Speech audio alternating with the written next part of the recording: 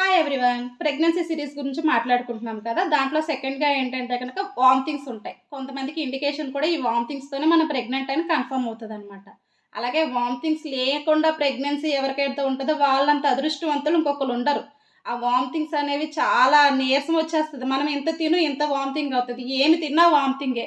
వాళ్ళకి కొంతమందికి 3 మంత్స్ ఉంటాయి. కొంతమందికి 7 మంత్స్, 9 మంత్స్ టోటల్ మొత్తం డెలివరీ అయ్యేంత వరకు కూడా వామిటింగ్స్ ఉంటాయి. వాళ్ళేంటంటే ఏం తిన్నా వాళ్ళకి వంట పట్టదు. లేదంటే గనక ఏమంటారంటే వామిటింగ్స్ అయితే లోపల బేబీ హెల్తీగా ఉందని ఏదో రకంగా మనల్నయితే కూల్ చేయాలి కదా! అలాగని చెప్తారు.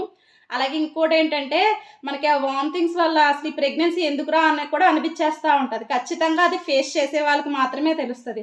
ఒకవేళ మీకిలా ఉండి ఫేస్ చేస్తే గనక అది మీ హస్బెండ్‌తో మాత్రమే షేర్ చేసుకోండి. మిగతా ఎవరితో షేర్ చేసుకోవద్దు.